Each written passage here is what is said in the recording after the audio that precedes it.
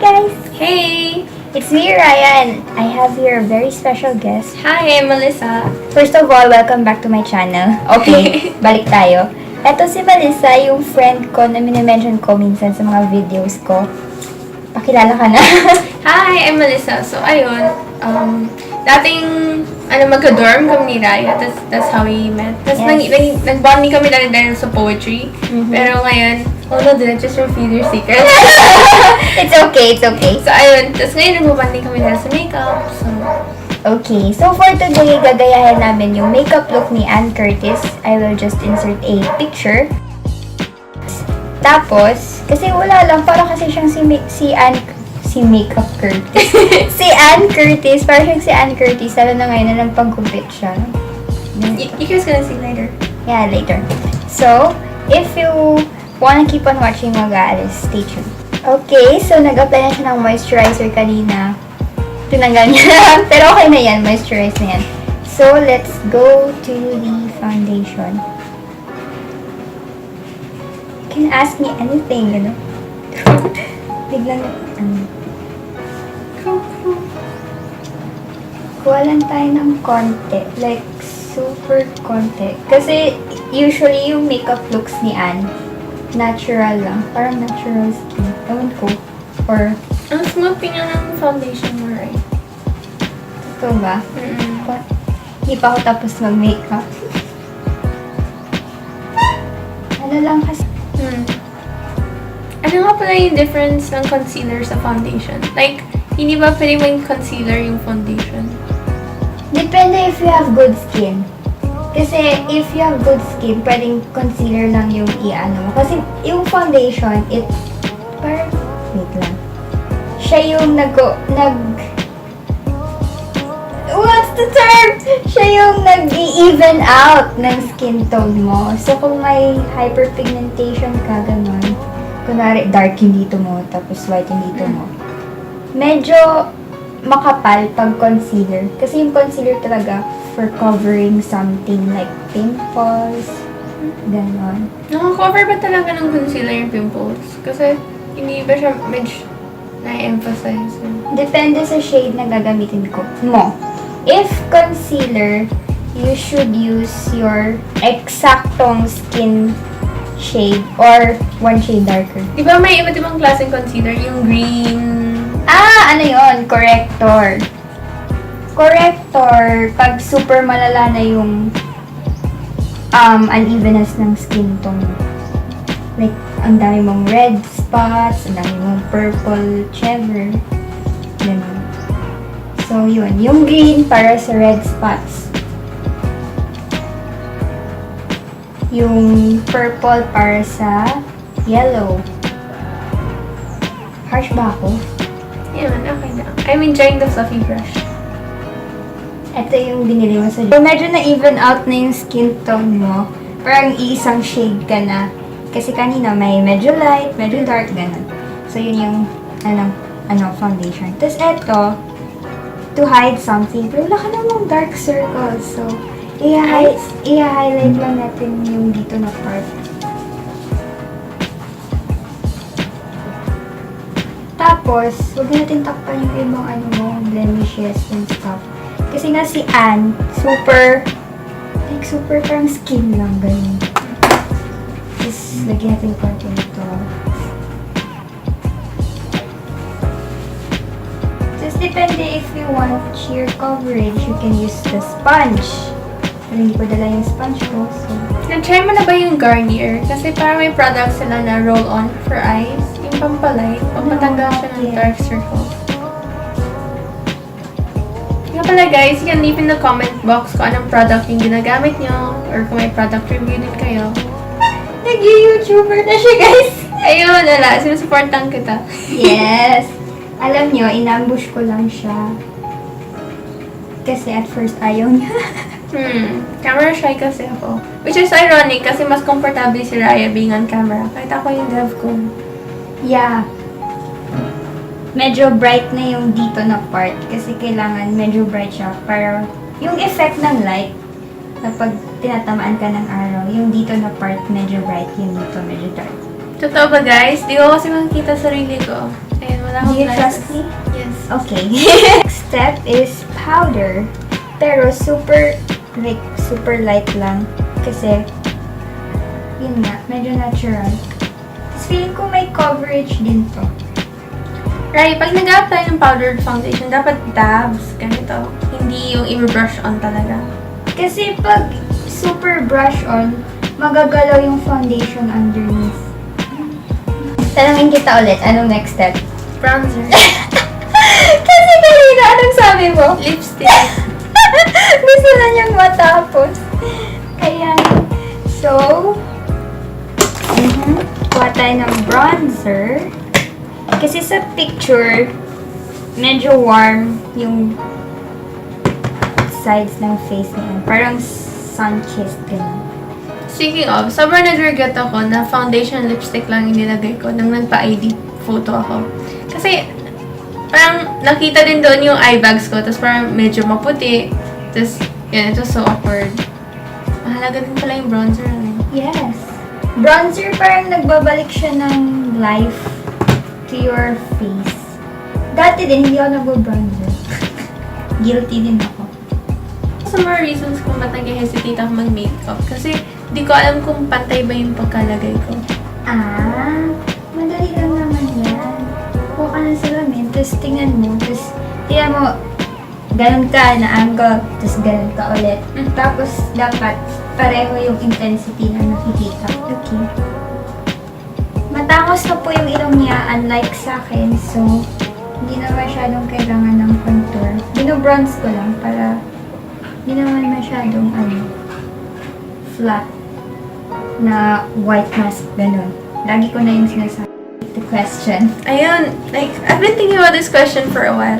Paano kung bumili ka ng foundation around January? Tapos alam mo, yung Contour. init naman dito sa LB, gano'n. Tapos bigla kang umitim mga bandang March. Paano na yung foundation mo? Magagamit mo pa ba yun? Hindi ko naging dark with yung skin mo. Hala, paano yan? Siguro bibili ka, pero yun talaga impractical, pero bibili ka ng shade na darker. Parang pang summer shade mo. Tapos yung light na foundation, pwede as highlighter? Yes. Or concealer. If super full coverage siya. Kasi, pag wala kang under eye bags, yung concealer mo, pwede mag-act as highlighter. Sa picture, medyo contoured yung cheekbones niya. So, lagyan natin ng contour. Yan. Diba? Parang medyo may... Yun. Okay. Next step, blush. I wonder kung nanonood si Ate Rhea ngayon. Minsan nanonood siya. Hi, Ate Rhea. Church ako later. Nagbabalik loob. Smile. Tapos yung blush ni Anne sa picture, apples to the cheeks, tapos blend backwards. Yung kilay naman ni Anne is very Natural. Yeah. So, I don't know. Let's use powder na lang. Have you ever tried Medyo, diba nakita mo, medyo untamed yung brows niya. Hindi mo ba nakita? Nakita. Buti na lang hindi ka nag-ayos ng brows. Na-achieve natin yung look ni Anne. Post natin sa Twitter, just tag natin siya. Oh my gosh! Baka i-judge tayo, marunong mag-makeup si Anne. Okay, so yung eyeshadow ni Anne, like super natural. So let's go for this shade. Minsan napapag-cringe ako sa gumagamit ng makeup to draw faces on paper. Kasi parang, Ang sayang! Diba? Lalo pag foundation yung ginagamit nila. You know. Put it all over the lid. Okay lang yan. Scatter. What? Saan ba dapat yung eyeshadow? Beneath the eyebrow ba? It depends on the look. Pero usually, kasi may mga editorial na parang full-blown color all over your eyes. Pero dapat mag-leave ka ng space after your brows. Pero kasi sa ni Anne, medyo kalat yung shadow niya. So that's what we're trying to achieve. Eto. Parang I always want to try darker shades. Yung ganun, mga daring blue, orange. Next time, babalik ako dito. Tapos, eto na shade. Mix mo lang ulit. Hindi masyadong kailangan ng blending skills yung makeup look ni Anne. Buti na lang, yun yung pinili mo. May nakita ko yung ibang YouTubers, yung pag-blend nila na eyeshadow, sobrang perfect. Grabe yung gradient. Tapos, iba't ibang kulay. May metallic pa, ganun. Gusto ko ng ganon. Ma-achieve ko yun sa Anne Curtis. So, lagyan natin nung eto and eto.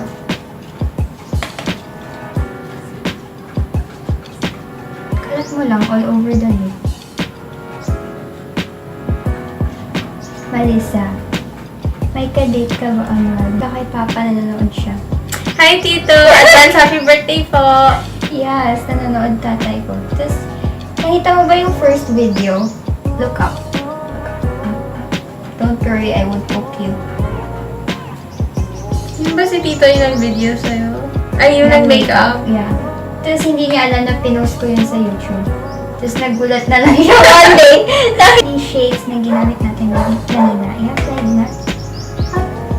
Alam mo, Raya, ngayon ko lang talaga na-appreciate yung pagiging vulnerable ng mga YouTube.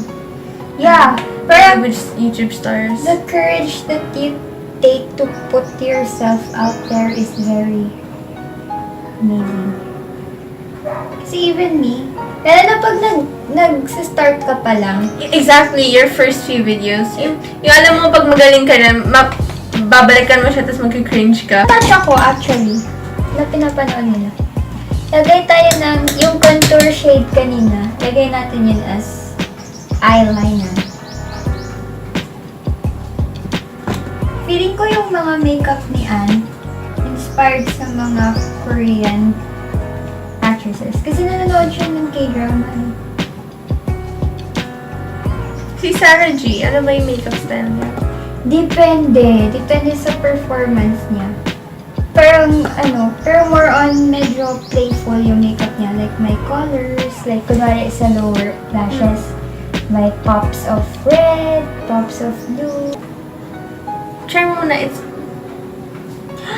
Okay, sige. Hi. Nanginginig ako. I'm scared. I can do this.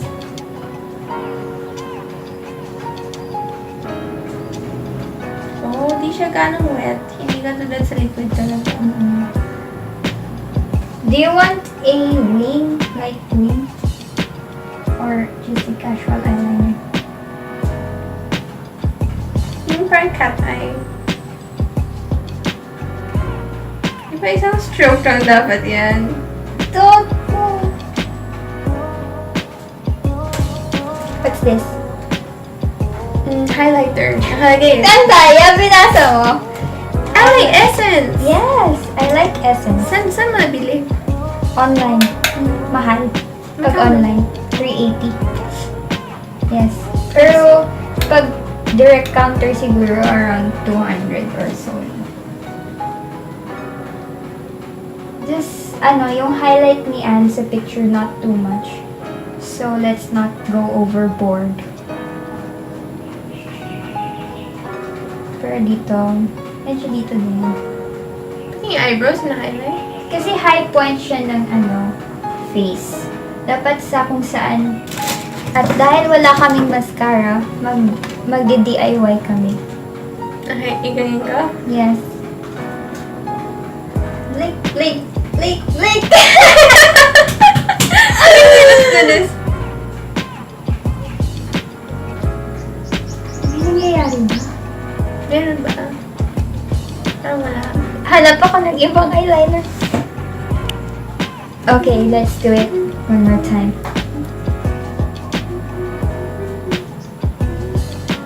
Ito medyo wet. Wait. Ako na lang yung magkagalaw. Steady talaga.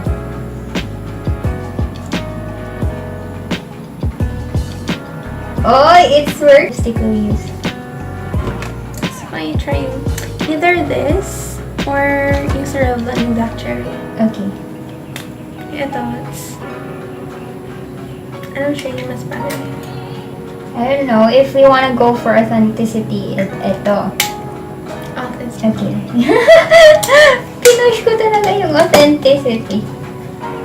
Ayaw ba ito mag-apply? You're good at this. You're good at it. Okay. Medyo slippery lang siya. Sanay kasi ako sa matte lipstick.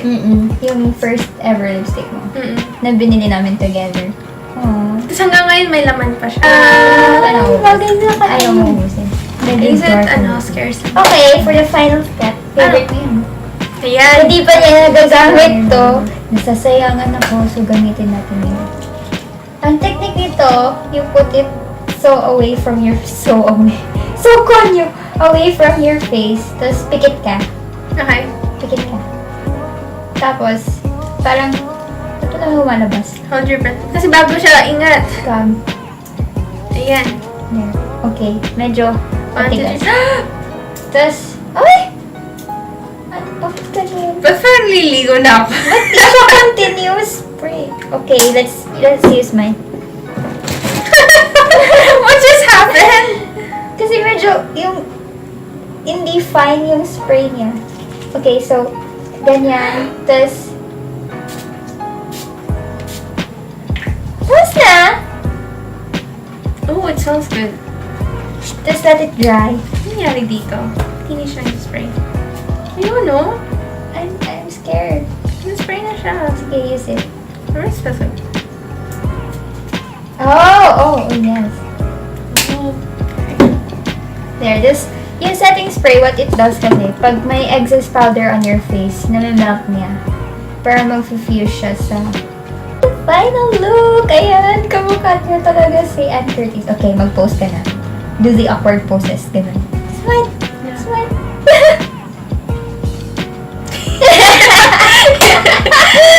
Yan. So, if nagustuhan nyo yung ginawa namin today, yung experiment look featuring my friend Melissa, aka Ann Curtis, please hit the thumbs up button, comment down below kung ano man gusto nyo i-comment, and then subscribe to my channel if you haven't already, and click the bell para ma-notify kayo whenever I have new uploads. So, before I end this video, I would like to tell you that it won't hurt if you smile to a stranger. Kasi sometimes, medyo kailangan din natin na pansinin yung mga strangers. Kasi malay mo may pinagdadaanan sila. So, if hindi mo kaya makipag-usap sa kanila, then just give them a smile. Malay mo, it will brighten up your day. Or baka makahanap ka pa ng ka-sparks. So, yeah. Wag masyadong ikitid yung utak natin na yung strangers masasamang tao. And for my word of advice, sometimes you can use your insecurities to connect with people. Because may nabasa ko somewhere that people are attracted, not only attracted, but it's easier to relate to flaws than to perfection. So, ayun, I hope makaka-relate kayo sa akin sa mga awkward ko on camera and to see that we all have some things that we're insecure and shy about. It's okay. We'll make a natural star out of you. Ayun. Thank you guys for watching and continue supporting my friend, Raya. Thank you so much. O, diba? Nagiging natural na siya as time passes by. So, yun lang naman po. Salamat sa panonood. Bye!